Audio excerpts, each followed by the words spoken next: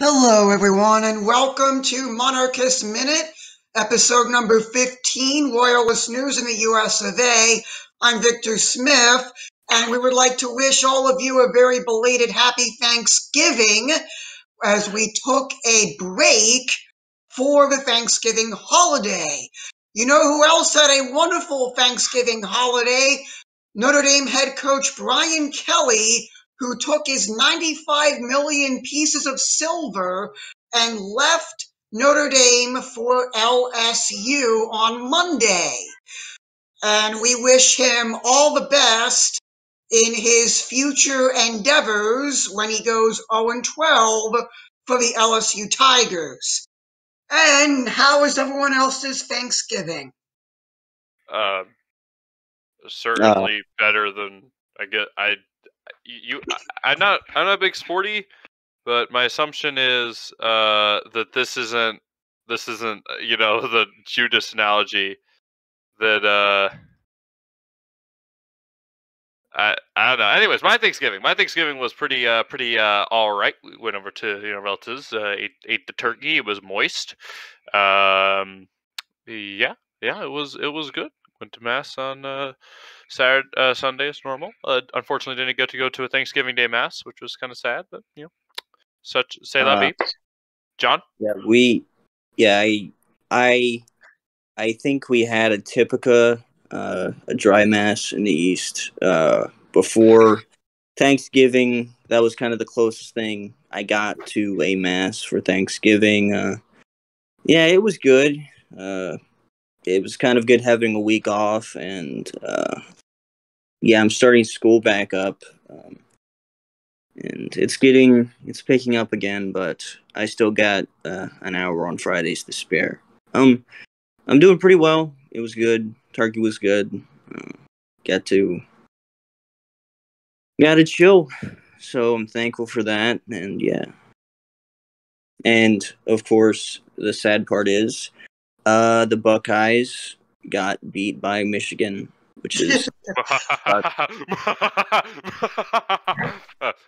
I guess was doubly funny for me for reasons we'll get into later. But of course, on Victor. Yeah, much to Victor's chagrin, I am very happy that we have a decent coach back down here. Yeah, I'm from the South. I'm from Louisiana area, so I'm kind of, even though I don't really like LSU sometimes, we'll see. They're decent sometimes. And now we will. Oh wait, Darth, did you get your mic issue fixed? Can you hear me now? Yeah. Okay, yes. Great. Okay, so how was your Thanksgiving? Pretty quiet. Just me and my immediate direct family. Nothing special. I don't watch football, so I didn't watch any games. Based. I just played a little bit of Mass Effect after I ate. Let the food settle. A double bait. Yeah, so what is everyone's favorite? I know everybody loves turkey for Thanksgiving. What is your favorite? What goes with your dream turkey on Thanksgiving? Bread. Sweet potatoes. My palate is very thin, shall we say? So I guess bread. I tried stuffing this Thanksgiving for the first time. It was aight. Oh, it was alright. Okay. Well, it depends. It's very hard to make homemade stuffing. Oh, my grandma makes the best food. So she's almost 90 actually. So she makes the best food. Darth, did you want to answer this? I'd have to say either sweet potatoes, like made into a casserole with like some almonds and brown sugar, or my family has like this. You take just regular cream corn, and then you mix in some like Kraft mac and cheese powder and like some sour cream and butter, and put in the crock pot for like a few days. That's really good too. Yeah, that sounds really nice. My preferred like, if I only had to pick one side for the Thanksgiving turkey, it would have to be cranberry sauce, honestly, because you don't get cranberry sauce at any other time of the year. You only get it on Thanksgiving Day, and I wish we could get it more often than just one day, but that's the way she goes sometimes. And so, how do you like your turkey cooked? Moist. Well, yes. Yeah, I don't like it. No, I mean, I don't like it too dry. Yeah. No, my mom, my grandma. I think the way she does it is she just puts it into she puts it in a bag so the moisture is contained or whatever. But I have heard, and I haven't experienced this yet, that some people will like bury it and like cook it with charcoal slowly. But apparently that gets it really really good. So I'd love to try that at some point. Yeah, I don't know. Does anybody else use the adjective damp to describe their meat? Because that's kind of a joke in my family. Damp. Damp. No. No. Oh. So, okay, and I have never had turkey any way other than baked in the oven. I have never had it deep fried. I have never had it any other way, especially a Thanksgiving turkey. So I would have to say that's my preference out of default. And Darth, how do you like your turkey cooked?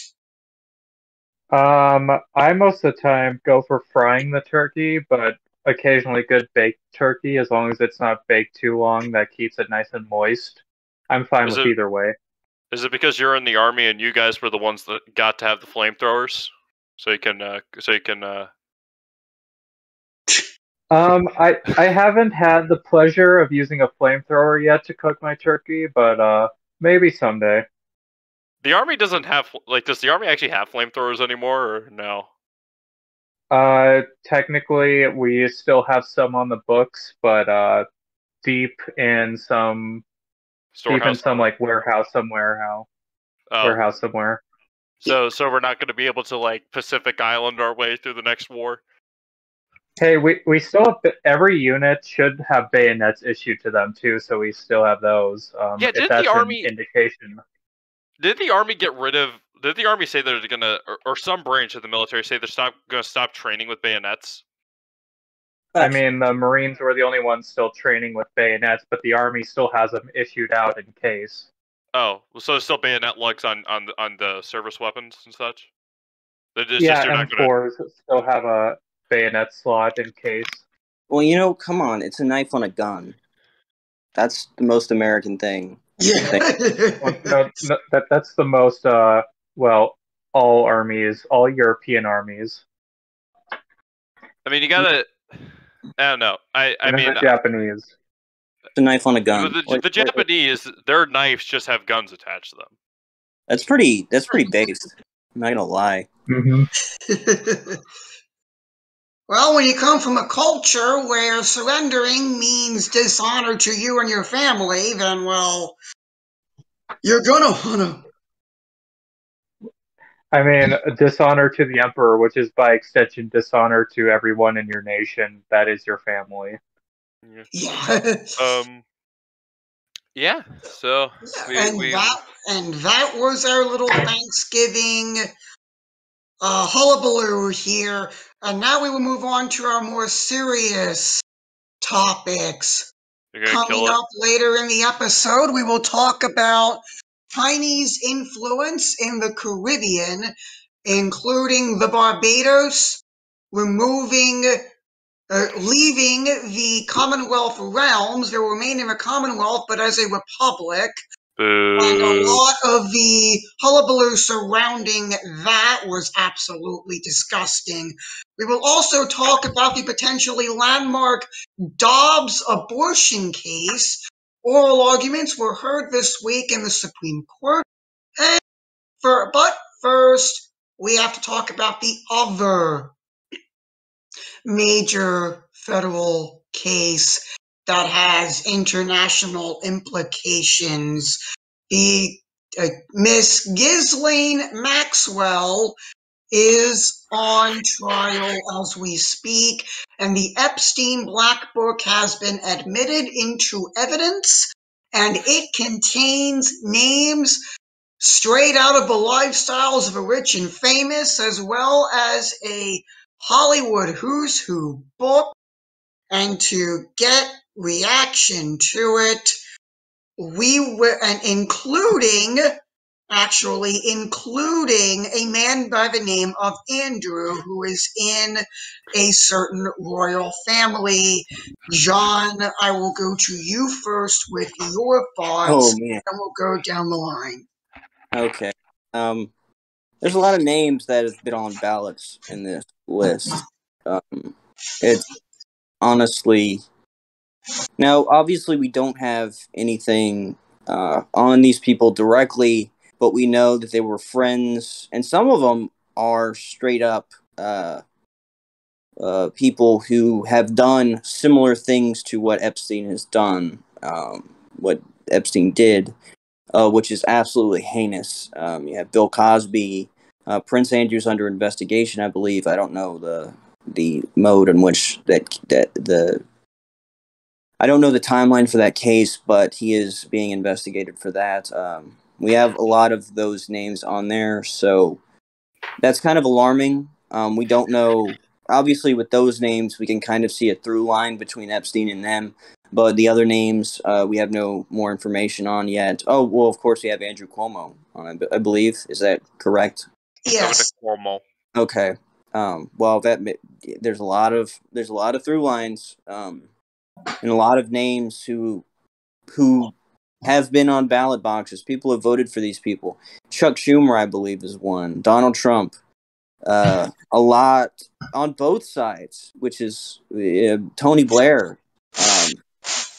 There are people on here that supposedly serve us. So, I mean, and of course we have Prince Andrew, a person who... And this is why I still hold that even a monarch should be held to a more severe punishment than the people, because this is absolutely heinous. The rule of law should be harder on those people who uphold the law, in my opinion. And when you are serving the people as a monarch does, or if in a monarch's place, a president does, you have Donald Trump. Now we don't know if it was just through a friend, like a mutual thing. Do we have any knowledge on that, or is this a complete guessing game, Victor? Any knowledge on what precisely? Is this mutual, or these mutual friends, or these people are on either... This black book is a list of flight logs on Epstein's plane. So, well, I kind of gathered that much, but that's it. That's all we have. So, at the same time, it's hard to really gauge where... It's hard to gauge involvement in this, but a lot of those flights were going to Epstein's private island, and I don't think we need to talk about what went on that island. Yeah. And that's the alarming part. I cannot... And then when this first came out, there were pictures of Trump and Epstein, but now it just makes it clear that something's going on, and all I'll say is either DeSantis 2024 or Crenshaw 2024, and that's it. Or that would be better. Host note, that was a personal opinion on behalf of the Chancellor, and does not necessarily reflect the views of the Monarchists of America as an organization. Well, I mean, as far as presidents go. Yeah, well, no, I mean... Of course, we all want a monarchy here, so... Yeah, no. This, I guess, John, you're done, and it's my turn, I guess? Oh yeah, sure. Yeah, okay. I didn't want to cut you off or anything. This is, I don't know, man. This is one of those things that, like, yeah, there's a member of the royal, British, illegitimate. You can't go an episode without talking about Jacobitism. Royal family on there. But I mean, the thing is that if and Prince Andrew, is Prince Andrew, right? Yeah, is Yes. really guilty of Yep. is really guilty of this and such. I mean, he should be treated the same way that all these other all these other leaders should be treated. And they need to face the justice. Justice is let's see. Hold on, let me go back to 11th grade Catholic Catholic theology. Justice is giving to each according to his due, or something. Yes, I was gonna get that for you if you didn't, you blanked. Yeah. So I mean, like, let's assume best case scenario. I mean, best case scenario is all these people are just like his friends and he has a little black book because I don't know, Blue was out at the store or whatever, and these were just his, like, friends he talked to on Fridays and played poker with. But worst best case scenario is they did it, but now they're, like, truly sorry for it.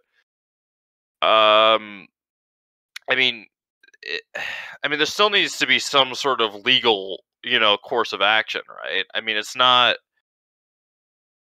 I mean, it's just. I don't know. I mean, like, the entire thing about this is just despicable. And where the heck were the journalists? Isn't this like the sort of thing that investigative journalists are supposed to be going snooping around into people when they hear whispers of this sort of stuff? Isn't this like the guys with the fedoras that say press on them, and like and with the flashlights breaking into people's offices and be like scourging through the files, and and the night watchman comes, they have to duck behind cover. Where are these people? Where are these people? I can tell you those people are not in Waukesha, Wisconsin right now. They're not in Waukesha either.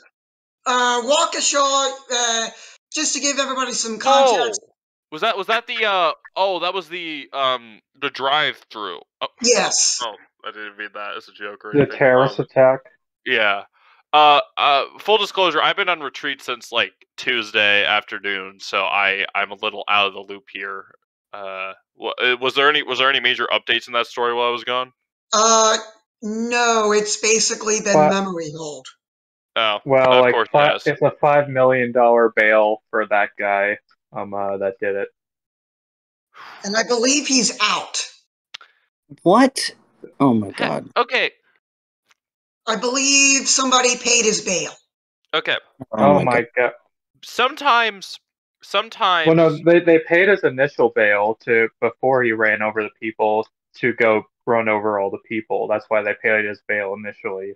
I don't know if I think he's still in right now. But there are certain things that you shouldn't get bail for. Like, I can maybe understand. Although, really, if like with Kyle Rittenhouse, obviously he should have bail because he never should have gone to trial in the first place. But for most murder cases, if you have enough evidence to convict, right? Like, maybe you have the video of him running through the crowd.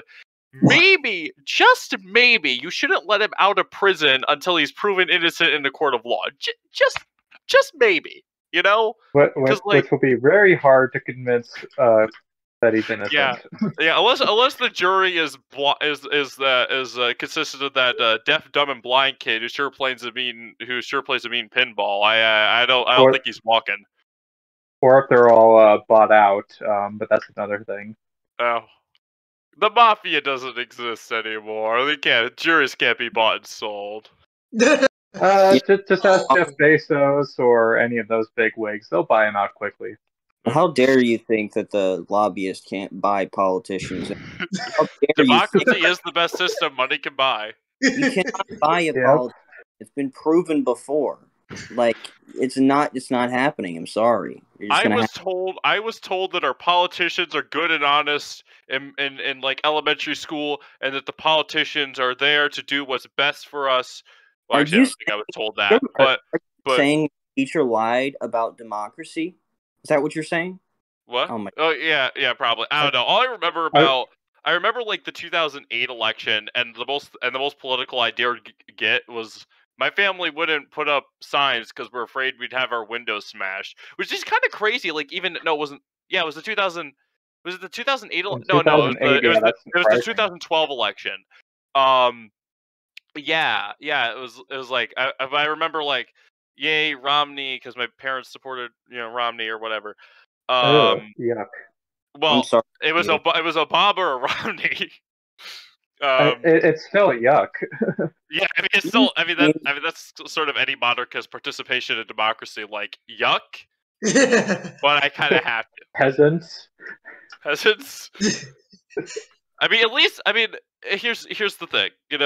I think each person, each politician, does need his moment of, yeah, you weren't that bad on this issue. Obama at least had a nice voice. He could speak well. He had a as trad as you could probably get for most of the presidents we've had recently. Family life.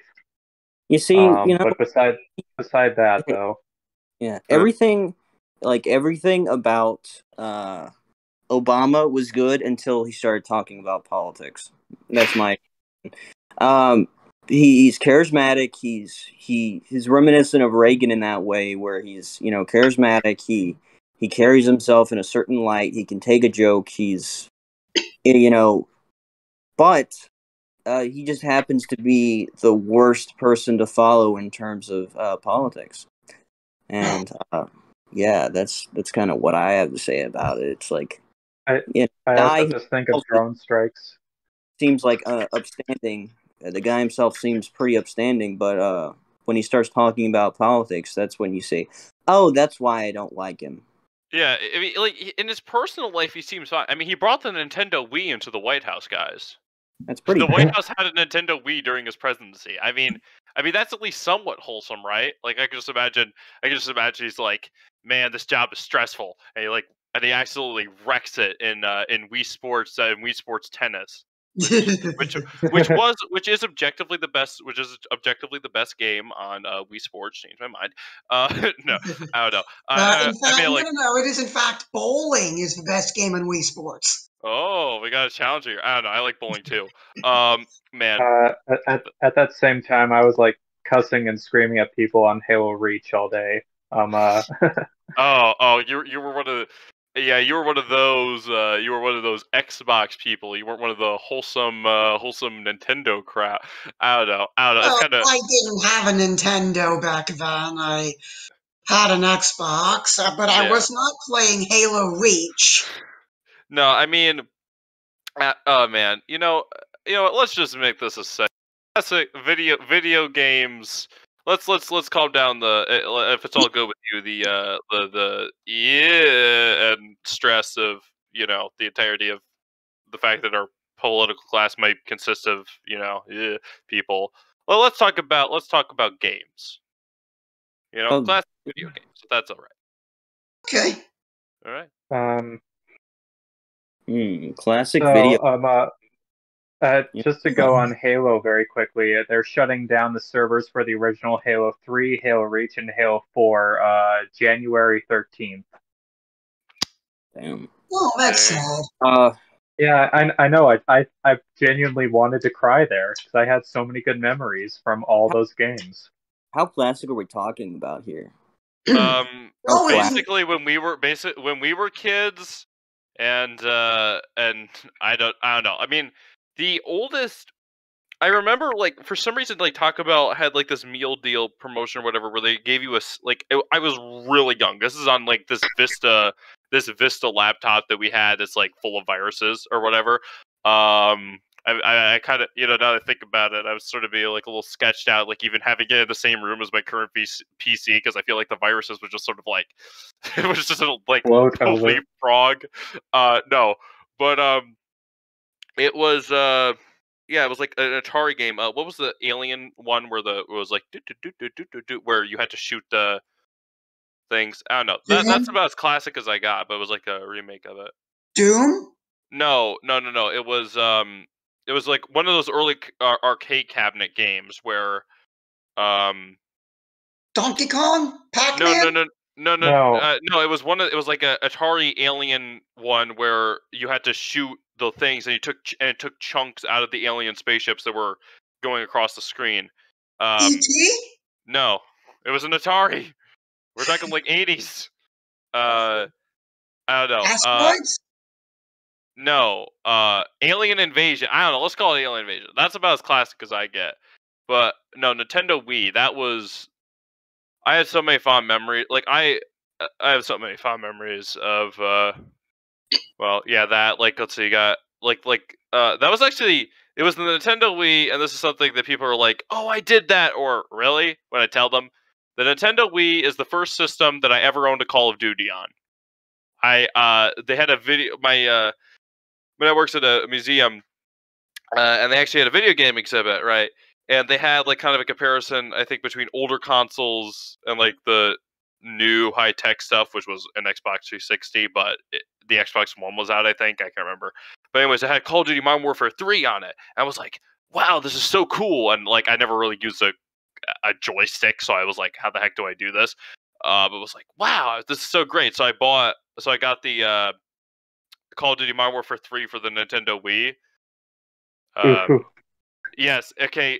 You can play on the one hand, okay, like the Call of Duties on the Wii.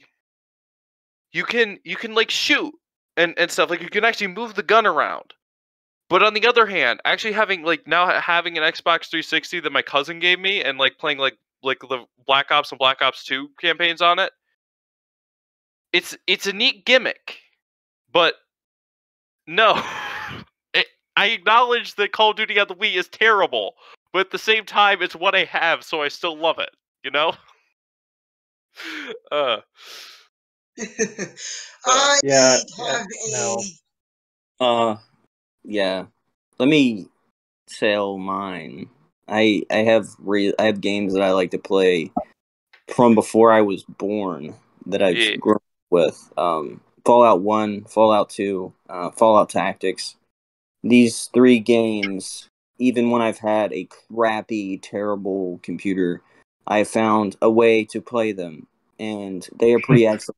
I haven't gotten that much into Tactics, but I do remember it quite fondly.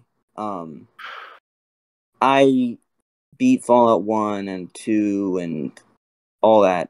Those games are really close to me. I also like the Elder Scrolls games. I've beaten every single Elder Scrolls game, every single main one, from Arena all the way up. Love those games, grew up with them. Played the older ones as I got older, and learned to appreciate them for what they were. Yeah, I've grown up with a lot of games. Grew up with Dragon Ball Z games. Oh, I remember. I Wow. remember that. That was. I played that on, I believe, a PlayStation 2. Oh yeah, and same. that was. I never owned a PlayStation 2, but my cousins who had a PlayStation 2 and they had Battlefront is the Star Wars one, right? Yeah. Yeah. Yes. Battlefront they had Battlefront 2, and it's like, oh, that was so fun. It was all local play. It was nothing was online, but it's like that was great. No. Yeah. Yeah. I also remember the old rule about no screen looking when you were doing local multiplayer. Online, you don't have to worry about it. No. Yeah. No Oh, screen looking. yeah. Yeah. Nice try with that. Good luck. Anyway, I don't particularly care for first-person shooter games, and I tried playing Skyrim. I got lost. Yeah. It's really easy to get lost in a Bethesda game, though. Yeah. But they just work though. They do work. I just played Fallout New Vegas, and I was lost at first, but then I caught on pretty quickly how to get through the game. Yeah. Like, for example, they don't have a map in the corner of your screen telling you where stuff is. You have to basically follow the road, and I'm like, I don't got time for this. Yeah. Uninstall. You got to do like what they did in the Middle Ages. Just ask the locals and follow the road. Yeah. Ain't nobody got time for that. No, Anyway. I mean, yeah, Anyway, I don't know. The closest thing I played, I picked up a copy for the Xbox 360 because it was like $1 at a pawn shop. I picked up a copy of Fallout 3, and I'm like, I'm gonna have to try again, buy it on the PC because I'm part of the glorious PC master race. I can't figure out these joystick things that people keep telling me about. What are you talking about? I have both right here. I can switch between between the Xbox and the PC. Oh, so you're some sort of like I'm the hybrid. Anyway, that was a really fun conversation, but I think I need to add my own piece to it.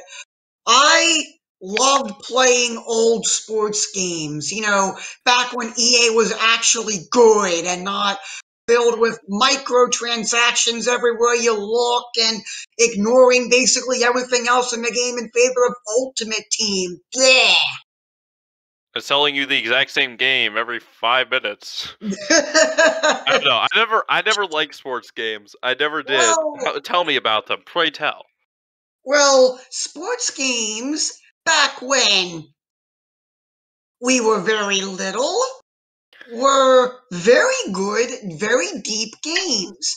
In the franchise mode of, let's say, Madden football, you could draft players, you could do training camp, you could set your schedule, and they even had like a superstar mode where you could act in movies, do the NFL Combine.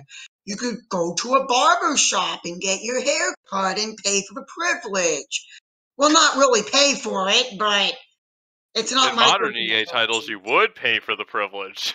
Yeah.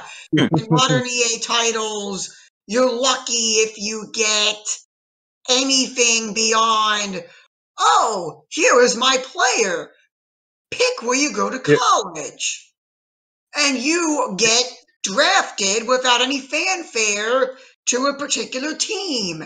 And you get a practice and a game, just like how it is in franchise mode now. You know what I don't get about modern games is like, why can't they ever release a game that's finished? That's my problem. Right. Looking at you guys, motorsports games with NASCAR 21.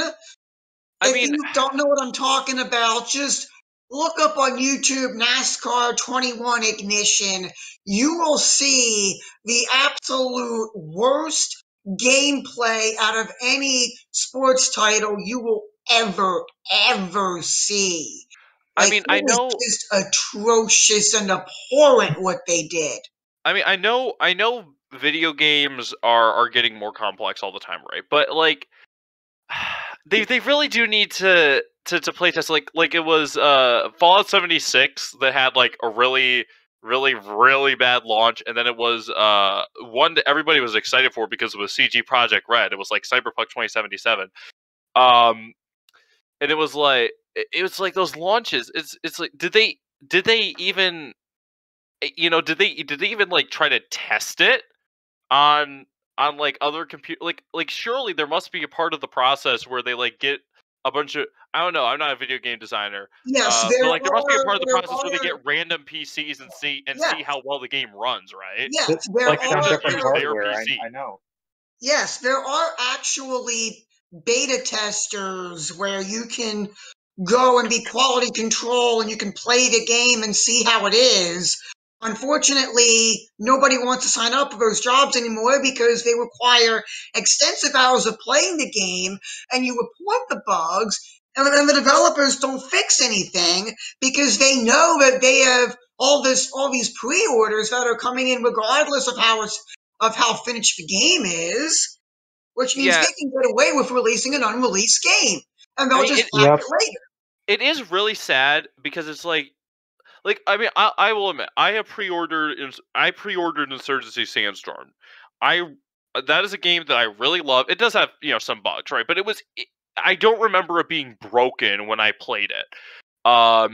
But even if it's a game that, even if it's from a franchise like CG Projekt Red, like they were the ones who made The Witcher. Even if it's like from a studio that you really love, I don't really think you can I don't think you could like safely pre-order games anymore, right? Like even if they have all this goodwill built up with them, you can't really you can't really just can't pre-order anymore. If you pre-order, you're taking a risk because like with this Battlefield 42, for instance, I think they have definitely like a few tens of thousands of pre-orders, but if you see the beta gameplay that's only came out a month before its release, it's completely unplayable of a game. Oh, and shoot, I was like, oh yeah, and no, I mean like, and then if like you can only pre-order the game from like the studio's inbuilt store, I would take that as like a bigger red flag than what was on top of the Kremlin. Well, at least Microsoft Studios released Forza Horizon 5 for free on Xbox Game Pass, and that game I don't use that. That game is absolutely tremendously tremendous.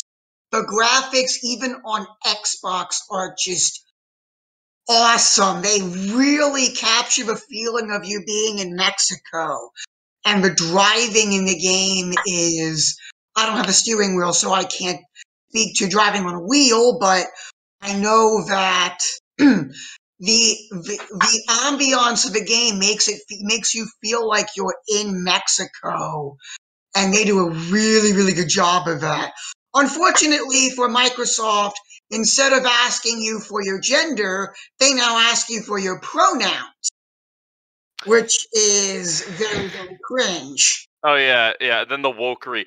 My PC couldn't run Vanguard if it tried. My 1050 Ti, it's holding out. It can still do Red Dead. This thing is a trooper. But yeah, it couldn't run Vanguard. But it's like apparently the firearm design. I've seen like what you can do to guns in Vanguard, and it's like that's not how guns work. Like they have like you can get a Mosin chambered in like the Russian version of 50 caliber. It's you can't just do that. That's not how guns. It's like if you spent less time talking like woking up your 1940s game with like homosexuals in the story or whatever they did, because I saw maybe like I don't know. Apparently that was I can't remember. I don't know. It was like some mode where they was like I don't know. Yeah. I mean, Call of Duty at this point, I say after Black Ops 2, it died. That's genuinely what happened to Call of Duty. It just died as a franchise. Was MW3 after Black Ops 2? It was Advanced Warfare that came after. Wait, was it Advanced Warfare? I think it was. It was Ghost, wasn't it? Oh yeah, I forgot about Ghost. That's how much I forgot about that game. I think Ghost was just like it was the first Call of Duty I remember where like my friends at school were like, what?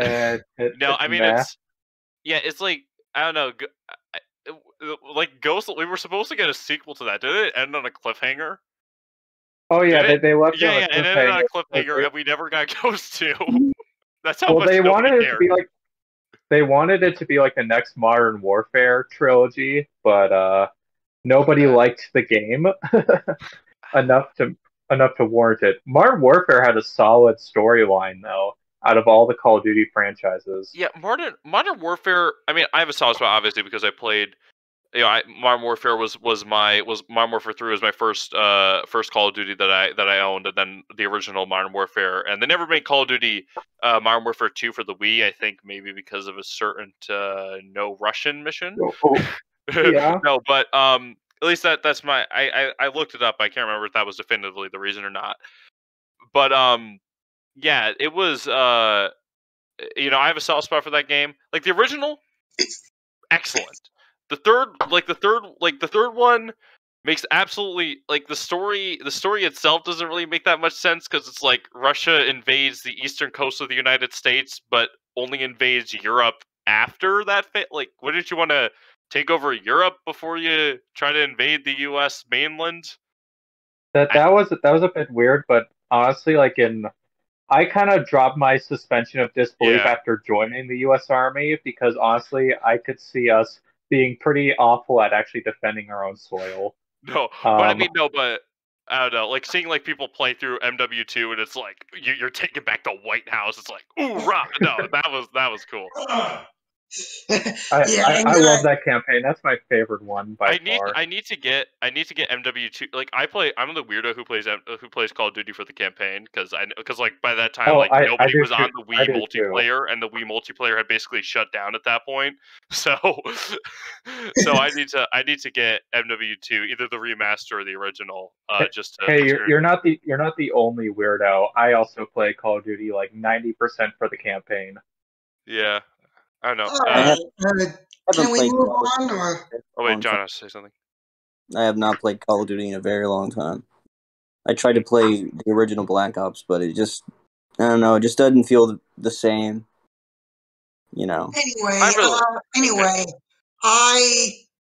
I tried playing one of the Call of Duty games. I think it was Modern Warfare 2. My kill death ratio was like a 0.0000001 or something very low like that. Yes, feel free to laugh at my terrible gameplay. I have not really picked up a first-person shooter since then. Yeah. Anyway, so let's move on to our actual topics of discussion. One of our actual topics of discussion, the abortion case, the Dobbs versus, I believe it's Johnson. Oral arguments were heard this week in the Supreme Court. Sotomayor, one of the justices, basically gave a medical fallacy during oral argument regarding the unborn child's ability to feel pain.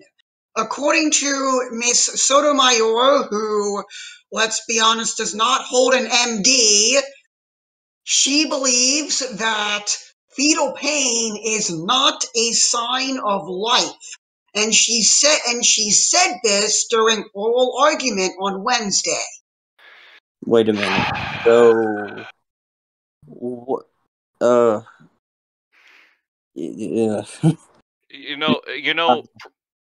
People, cow pain, for all the vegetarians out there who are pro-choice for some reason, cow pain is not a sign of life. They're not, the cows aren't alive at all. Just because they feel pain and they move or whatever, and that's not a sign of life at all. Like, if you look at that, like, you can just say if you look at some things, you could say, oh, okay, maybe that makes sense. With this, it's nonsensical. Like, it just doesn't make sense. If something feels pain, it is alive. It is alive. If we're just talking about something being alive, you stab something and it hurts. If it pulls back or if it feels pain, it's alive. And this goes for plants too. Like, if something can feel pain, it's alive. Of course, that's not the distinguishing factor. Even if it couldn't feel pain, it would be alive. No, I mean, ultimately, I think that this is over the Tennessee heart bill, right? No, it's a Mississippi. Oh, the Mississippi. Okay. And that was a heartbeat law, right? I believe that was a 15-week law. Okay, a 15-week law, right? So the important thing is that if the Supreme Court says this stands, right? The precedent is now at least up to 15 weeks. But what we really should hope and pray for is that the Supreme Court gets its head together and recognizes that life begins at conception, and killing innocent life is not, acceptable, right? I mean, like, with the, medical thing where the mother is going to die, right? That's not like killing the mother. I mean, that's not like killing the child because you want to kill the child. That's like a consequence of trying to save the mother's life, and it's an unfortunate consequence. But if it was the other way around, then normally then it would mean that both the mother and the child die. But other than that, Apparently, I believe it's the Catholic teaching on that, right? Yes. Correct me if I'm wrong. But So if you don't mind, in Ireland, the precursor to them repealing the amendment that banned abortion was a misunderstanding of Catholic doctrine. A mother was put on hold because they had to debate whether that was an abortion if they got rid of that particular baby out of her, because apparently she was dying. Yeah, I mean, well, here's the thing with Ireland, right? Abortion was okay. Aiden has, who was actually a nurse, has Yes. has a correction, which I'll happily recant the earlier statement if it's wrong. If you're talking about epicoptic pregnancy, that's a matter of that's a matter of not killing the child directly. Then yes, but it's but that's narrower. Okay, there we go. Hopefully, hold on. So we had. Welcome back, everyone. We are sorry for the technical difficulties. We lost the Craig bot. Which has never happened. Hopefully, this has never happened before, and we will go back and, in case we lost the earlier recording, we were on the subject of the Dobbs case, and Charles was making an excellent point about abortion in Western Europe being forced on several people. Yeah, if you would like to continue that point before Doug wanted to add his 2 cents. Okay, yeah. So, just in case it didn't go through. With it, our court forced it on us. The British Parliament forced it on them, and I think after Roe v. Wade and that case happened like a year later that nobody talks about, but also kind of pushed the bounds of what abortion was legal or not. What these countries had it forced on them, but Ireland, that that bastion of Catholicism in the north, choosing that by an expression of the popular will is honestly one of the most disgusting things I've ever seen. And then the fact that it wasn't like the bishops making a coordinated effort to say no, you cannot vote for this. It was only like apparently a few priests who were saying you really can't, you can't vote for this. Yeah, I think it was the same thing with like Quebec too, where like where the politicians went to the bishops and when they wanted to bring in either abortion or contraceptives, and they're like, "Are you gonna oppose us?" And the bishops were like, "No, totally. We're not gonna do our job or whatever." It's just, I don't know.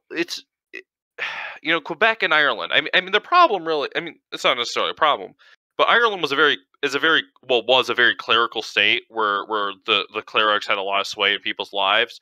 So if you had bad clerics, right, just like how if you have bad politicians in general, but if you have bad clerics, like parish priest, yeah.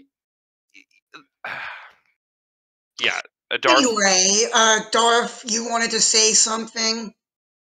So yeah, my 2 cents. So supposedly we have a majority Catholic Supreme Court here in the United States, which I highly doubt that they're Catholic in their hearts. But if they stay true to their faith, they would overturn Roe v. Wade without any questions or debates. But overturning Roe v. Wade would just lead to 50 smaller battles. What they could do is, and the court has never done this before, read, basically citing the Declaration of Independence's life, liberty, and the pursuit of happiness statement in the preamble to say that unborn babies have the right to life. that would be something that would end the debate then and there. I mean, and you go back to the priest thing. Priests, in my opinion, are like the sign of the church, from the bottom up being kind of rotten in a way. If the people that you're getting, if the pool of people that you're getting your priests from are, rotten or not really following the teaching, then it'll get all messed up. And of course, you might see that come out, and you'll see bishops saying, "Oh, I don't know. We don't need to do that," or they'll get into the seamless garment argument where, "Oh, abortion is important, but you want to vote on something based off workers' rights too," and then for the most part, people vote Democrat because of that here in the States. Because that seamless garment, we can tolerate the worst thing you can do imaginable as a politician and support abortion. Well, not exactly the word. Yeah, probably it's up there. I'm gonna go ahead and say it's up there. It's okay because they'll, workers' rights and all that stuff, and they'll try and deflect, and it's troubling. It's troubling, and you saw that first in Ireland. You have millions of people, many of which are Catholic, voting for a thing specifically for abortion. It's incredibly troubling. And in the States, what we're experiencing now, a good chunk of our Supreme Court are Catholic. And they really need to stand up for it. I know,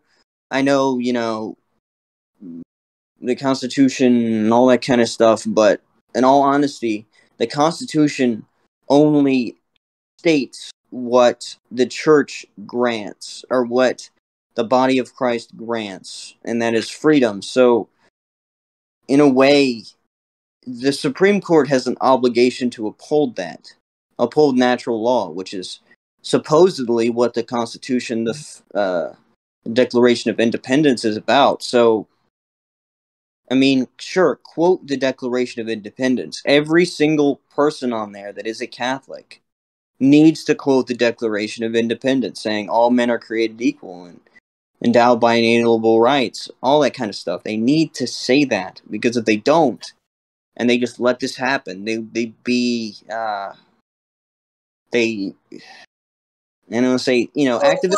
is good good. And just to say something else on the topic here, Roe decided that an abortion is a privacy right under the Fourth Amendment. Oh okay. yeah. Because if I murder my 2-month-old child in my own home, then you see this is that's just ridiculous. I mean, it's ridiculous. It is completely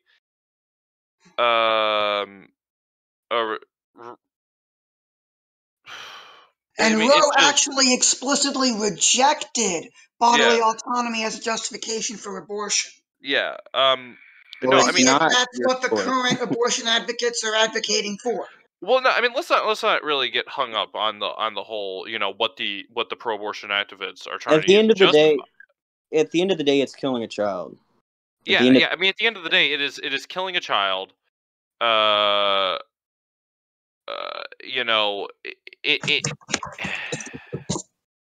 in my bad, in its most helpless form.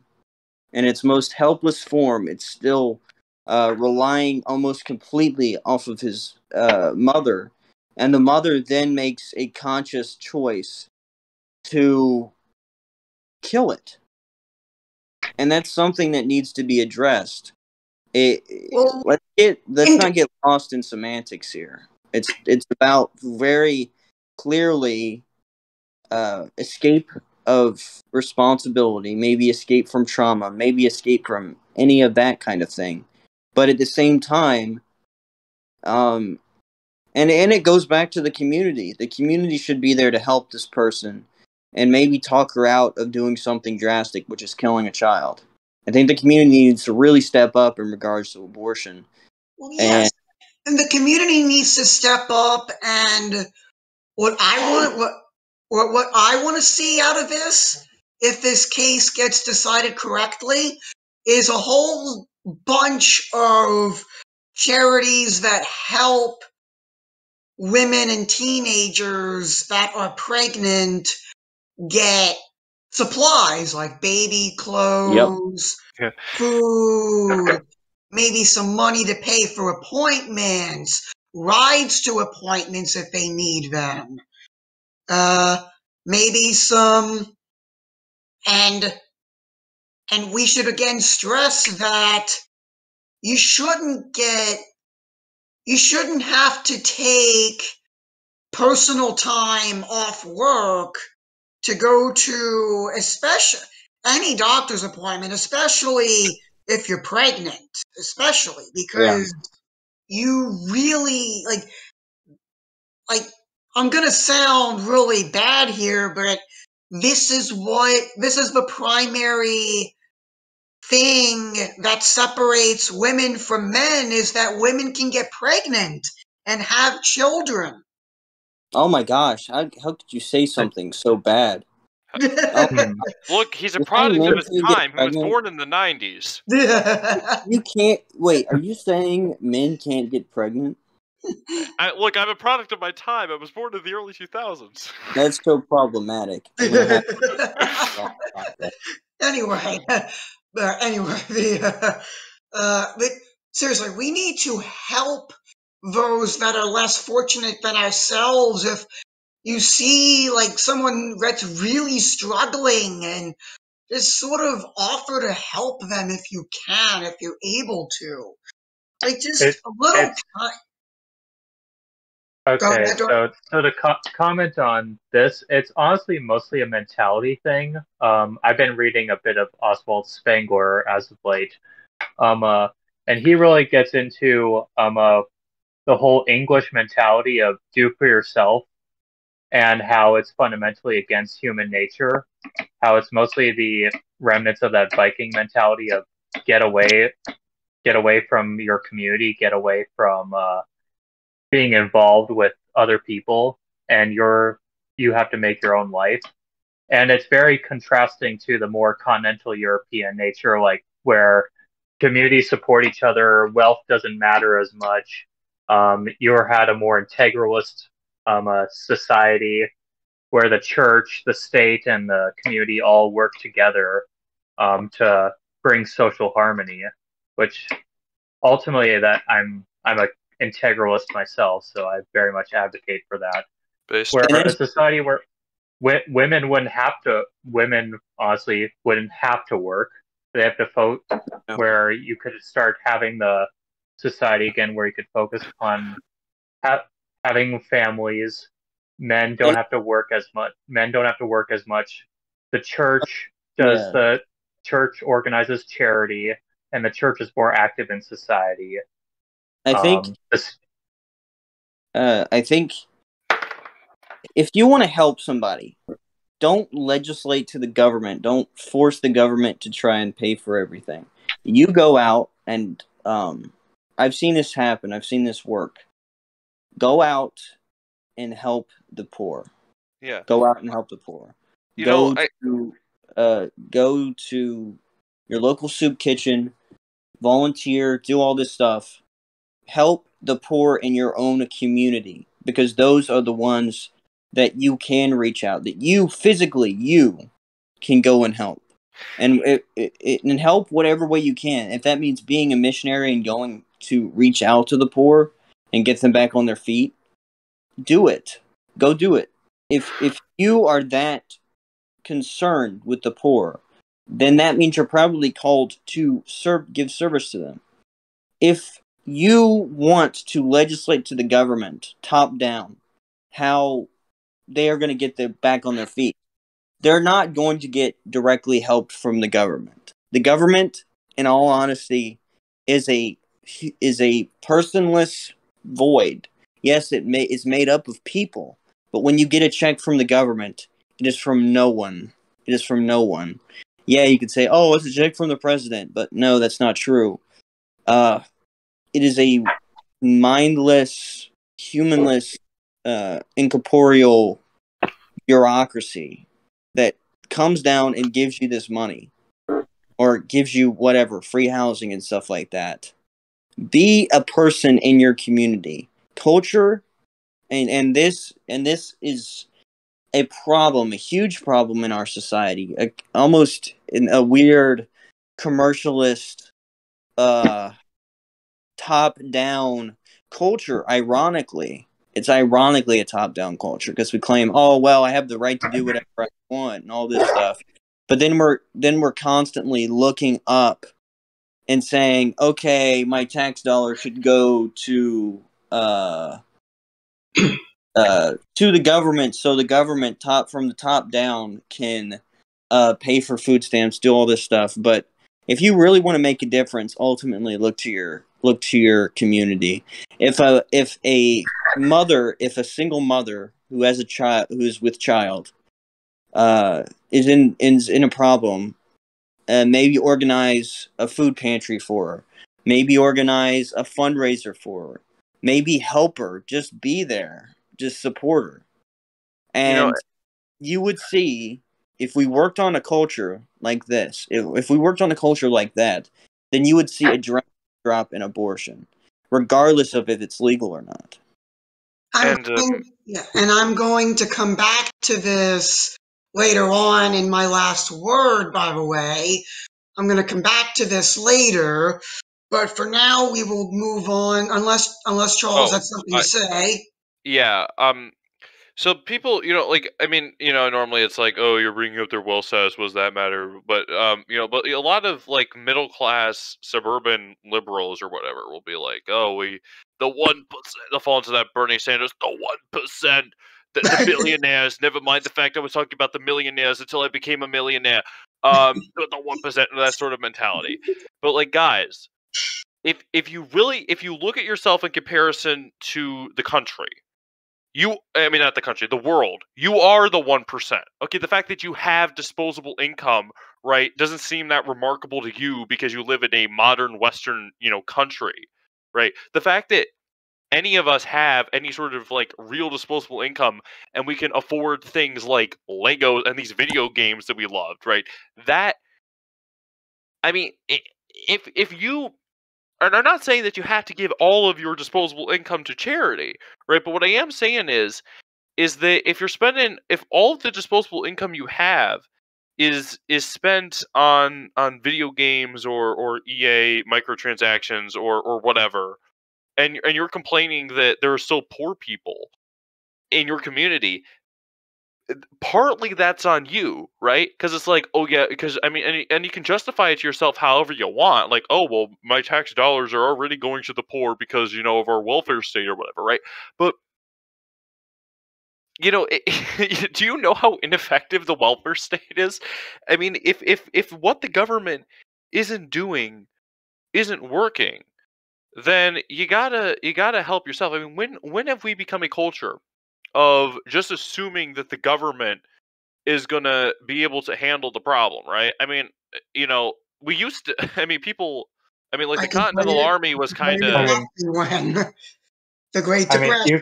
No.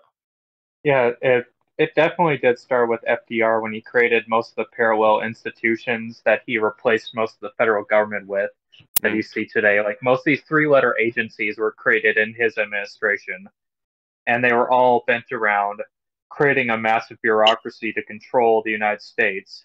And that was like the establishment of essentially the Third Republic there and its third way of organizing the state.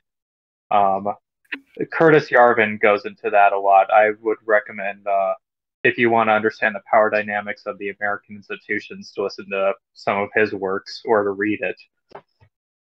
FDR is that figure that, like, when you grow up in school and because I guess that I grew up in Catholic schools, but like I guess we just used the public school history textbook. He's just like one of those figures you're really taught to love, and then you learn a little bit about economics, and I guess a little bit more about Catholic social teaching, and you're like, and then you start to really think about even some of his foreign policy decisions, and you're like, Yeah. at least he had a nice voice. It's kind of like Obama. You just like you listen to his voice and the way he talked, and you ignore everything else, and you got a great president right there. Yeah, and there are some people that say, "Oh, well, he ran the country like he was a semi-constitutional monarchist, or monarch." No, he didn't. He instead of taking care of stuff himself, instead of doing that kind of thing, he let this massive bureaucracy form.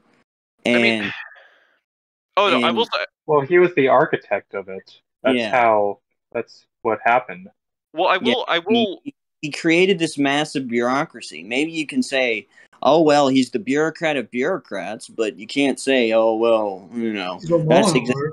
No, I will say that. I will say this. The one good thing about the FDR administration, he really was, and this is one of the eras where I guess he really kind of was like a monarch. He really did care about funding the arts, and such, and some of apparently a lot of the post offices that were built under his administration were sort of like in keeping with the architectural styles, like ones in New England were like New England style. So I guess that credit where credit's due. I'm sure that one good thing in comparison to Social Security. Yeah. Anyway, speaking of monarchs, the British monarch is no longer monarch of the Barbados. Barbados has officially become a republic as of this week. They had a real kickoff ceremony, and Charles was there, and so was, I believe her name is Rihanna, was also there, and they were lauding this moment as this huge moment. Hey, do you want to tell the audience how Barbados became a glorious republic? Was it through referendum? Was it through the uprising of the people to take their spot? No, it was no. Here, let me. It was the most imagine the most perfect Republican ethos. It was the politicians who took an oath to the Queen, saying, "You know what? Let's just ditch the monarchy and become a republic because that means we get more. We can assume unlimited power." So wait, are you telling me that the people didn't rise up? No, but isn't this just the Republican ethos that like a small group of people who promise to do one thing doing another? Isn't that just like the fullness of democracy and Republican ethos, like going against the will of the people because they know what's better? Don't get me wrong. I don't like democracy, but if you claim to support democracy and then you're not actually being democratic about it, that's kind of hypocritical, is it not? Well, you mean every single republic ever? Charles, that's the thing. It's not because they want freedom for the people. It's because they want their own freedom to do what they will in their in the land that they live in. That's the whole point. And we would like to address the Barbadian people for a moment and because I believe there were 60% supported the monarchy in Barbados. It was a party platform thing that this party, I don't know the name of it, but this president who got wasn't it? President Tiss, I believe. Yeah, President Tiss. Yeah. How did this come? Was it like the prime minister, and then the prime minister became the president through this stupid, weird form of expanding the platform or something like that? Or did it... Did Congress... I think it was the essentially pulling a Hitler there, and well, we don't have a head of state anymore. I guess the prime minister is going to be also head of state. Yeah, what I've heard of his mustache, though. And let's address it. And if you'll allow me to finish what I was going to say about the Barbadian people, I would like to formally apologize on behalf of the Monarchist America to the Barbadian people. The American influence on the Barbados caused your monarchy to go away. Well, that's not And really something we have any control, so we can't really formally apologize for something that we, as individuals, have no part in. Said for most of the former kingdoms of Europe, we sincerely apologize for our cultural, essentially, reverse imperialism, for Our cultural osmosis. our cultural osmosis into your nations. For those you out there who are not in America, and those who are across the Great Pond, and who are monarchists, even if you're just a monarchist for your particular nation, we sincerely apologize for bringing our business over there. And we apologize for Wilson, who wanted to enforce his beliefs upon you guys. They are not the beliefs of Monarchist America. We believe every nation should have their own monarch and deal with their own nation the way they want to.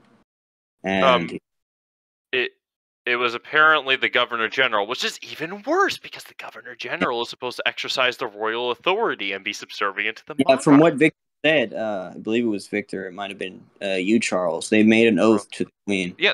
Another thing to point out about the whole Barbados political situation is literally every single seat was controlled by Labour.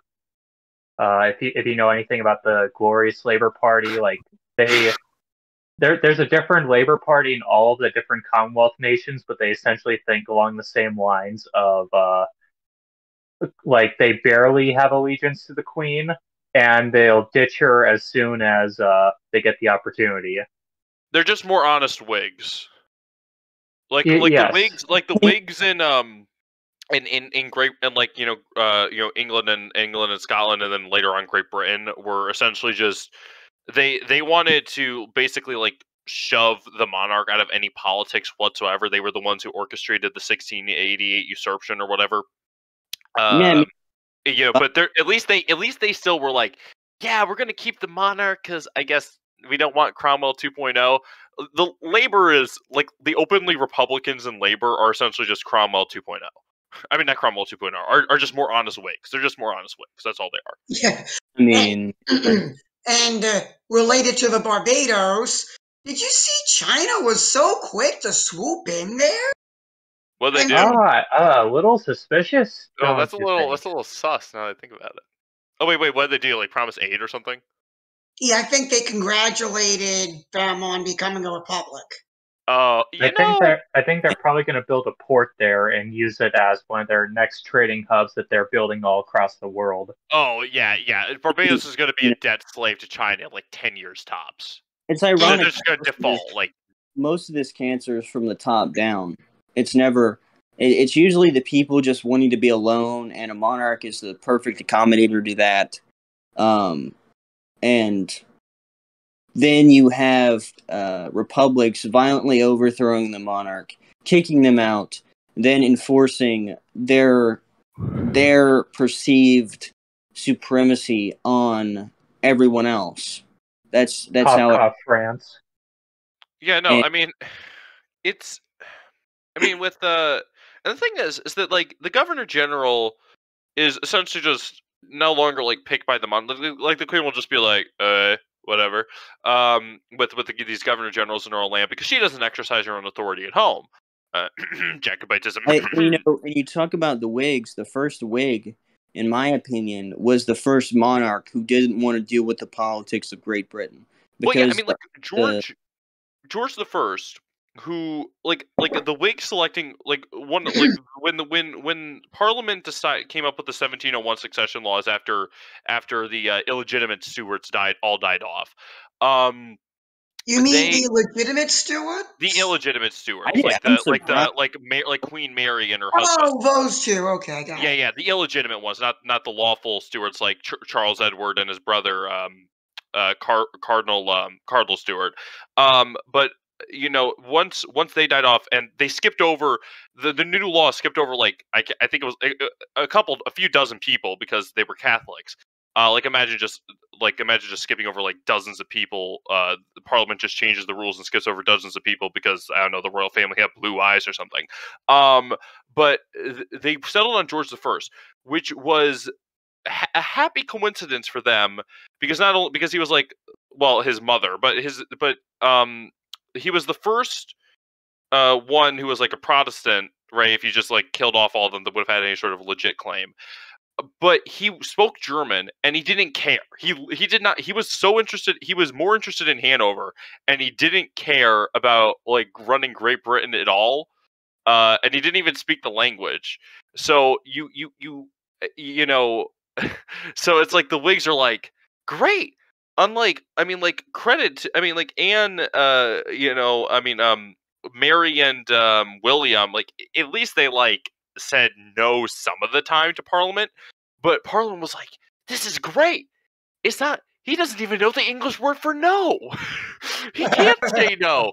And also, he doesn't care. We can do whatever we want. It's 9 isn't very far from no. Moment, in my opinion, at least in practicality, the monarchy, the British crown, the British nation became a republic in that one moment. Yeah, George III really, really kind of wanted to go back to the 1688 settlement where the monarch still had like at least some power, but on all practical purposes, they were a junior partner to Parliament.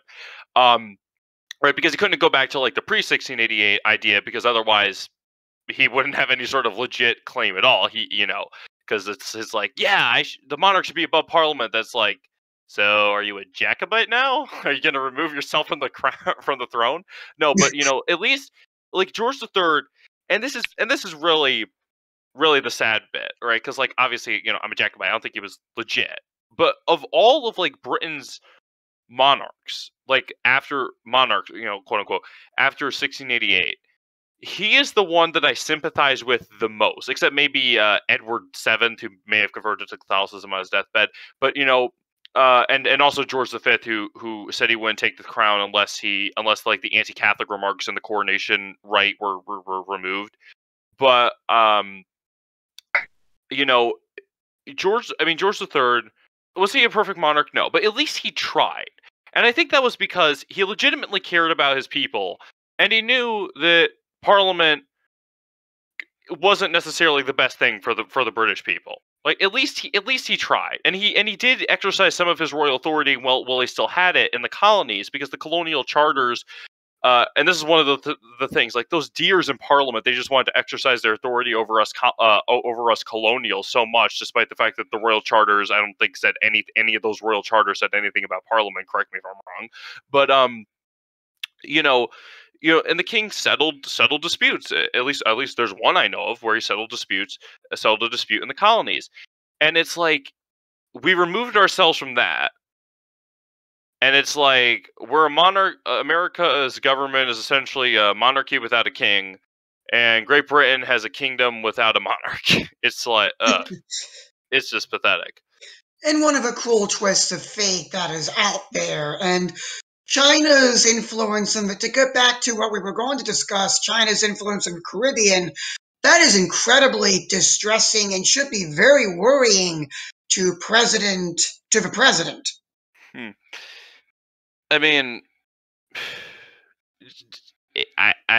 Yeah, at this point, it's like, oh, China has influence in another nation.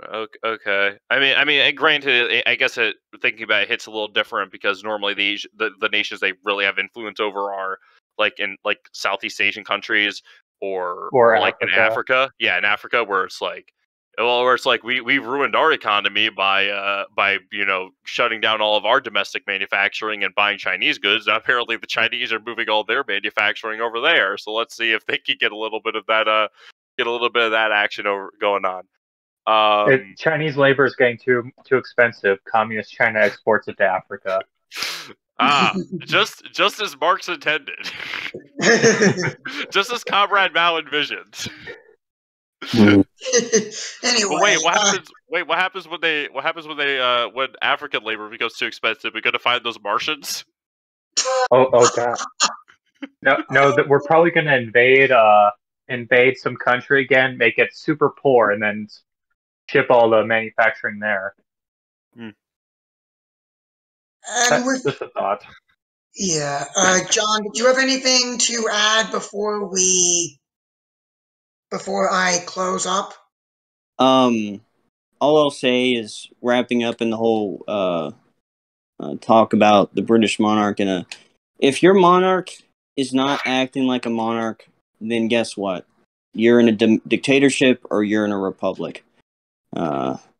Monarchs need to act like monarchs. They need to be the shepherds of their nation. If they aren't, you get this kind of thing happening. I'm well aware that the Barbadians wanted a monarchy. They wanted the queen. And if they really wanted their own monarch, then they should have crowned a prince or something like that. But they didn't. They wanted the queen. And that right to want the to democracy, or to the people who propose democracy, at least a capital D democracy. Those, and it's not just people voting; it's people wanting that kind of rulership throughout the government. You can't say no to them, and this is a prime example. You got somebody in there, the Governor General, who swore an oath to the monarch of the Commonwealth, Queen Elizabeth, and in the same breath declared themselves a republic through illegitimate means, through a platform that needed a referendum to be imposed. Yeah, it's Okay. it's Yeah, actually, Victor, just before it slips my mind, after we do the Our Father, I do have a prayer for to Christ the King that I would like to say after we do that. But you can get your final word in or anything. Absolutely, and you can lead us in that after the Our Father. And now for my last word, and this goes back to the conversation we had about changing the culture, etc. Toys for Tots is an organization that is very active around this time of year, giving out toys to families in need of Christmas presents for their children. I believe you can go to their website, toysfortots.com, and figure out how you can donate to them today, new or gently used toys, or even cash if you prefer, to give a little bit more light this Christmas to a family in need. And that was my last word, and that is it for this podcast. Don't forget, ladies and gentlemen, if you are watching this on YouTube, I mentioned this in the last episode. I mention it again today. Wednesday, December 8th is the Feast of the Immaculate Conception, the patroness of the United States, and is a holy day of obligation. This means that Catholics are obliged, under pain of sin, to attend Mass on Wednesday, December the 8th. Your parish should have an evening Mass time on that day to accommodate people that have to go to work, and etc. And also, if you would like to join us live for the next episode of Monarchist Minute, which will be done next Friday, which is December 10th, at 8 p.m. Eastern in our Discord, link to that is in the description, as well as to all of our other social media pages. And now we will close in prayer. In the name of the Father, and of the Son, and of the Holy Spirit. Amen. Our Father, who art in heaven, hallowed be thy name. Thy kingdom come, thy will be done on earth as it is in heaven. Give us this day our daily bread, and forgive us our trespasses, as we forgive those who trespass against us. And lead us not into temptation, but deliver us from evil. Amen. Amen. Now, Charles, you will say your prayer to Christ the King. In nomine Patri et Filii et Spiritus Sancto. Christ Jesus, I acknowledge you, King of the universe. All that has been created has been made for thee. Make full use of your rights over me. I renew the promises I made in baptism when I renounced Satan and all his works, and I promise to live a good Christian life and to do all in my power to procure the triumph of the rights of God and your church. Divine Heart of Jesus, I offer you my efforts so that all hearts may acknowledge your kingship and that the kingdom of your peace may be established throughout the universe. Amen. In nomine Patri et Filii et Spiritus Sancto. So thank you very much for that, and that wraps things up for this week. Next week, the Kim Potter trial will start. She is on trial for accidentally shooting someone, killing a man by the name of Dante Wright with her gun when she thought she took out her taser. That trial will begin on the Feast of the Immaculate Conception. You can follow the trial gavel to gavel by following Rekieta Law on YouTube. That is REKIETA Law on YouTube. You can follow the coverage of that trial gavel to gavel with a Minnesota-based attorney named Nick Rekieta. And we could discuss the trial if we wanted to. I don't think we will, but we will see you next Friday. Or if you're watching us on YouTube, we will see you on Monday. So, with that aside, we bid you adieu. May God bless you, and may God bless the United States of America.